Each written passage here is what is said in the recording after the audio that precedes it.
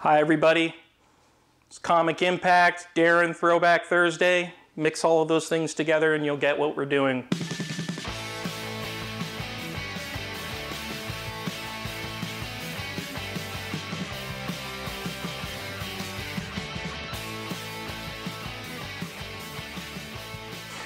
What are we doing? The Ministry of Space. I want to talk about the Ministry of Space. This came out in 1999 and was written by comic book genius Warren Ellis. So why does Darren want to talk about Ministry of Space? I want to talk about Ministry of Space because I just read this book called The Nazis Next Door by Eric Lichtblau, and it's amazing and you should all read it.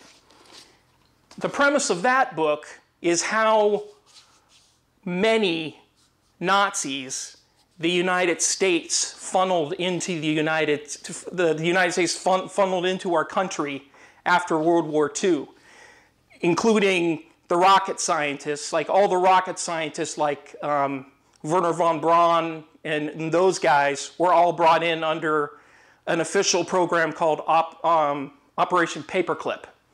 So they were all brought in to work on bringing their V-2 bomber technology to sort of give us a space program.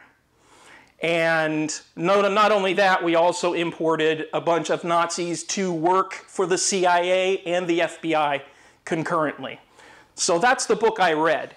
And needless to say, it's a harrowing book. But then it reminded me of another book, and it was Ministry of Space. And I suddenly realized I had read Ministry of Space all those years ago with only a cursory knowledge of the presence of the Nazis and the presence of sort of a great evil within a great good, if that makes any sense. With Ministry of Space, instead of the United States getting the space program, Britain gets it. And what you see is Britain basically takes all the Nazi scientists and uses them to build a great space program. The only question is, how did they fund that space program? Remember, at the end of World War II, Great Britain was pretty much bankrupt. They had been almost bombed into oblivion by the Nazis, and they had almost no money left in their treasury. So the question that goes throughout this entire book is, how did they fund this space program?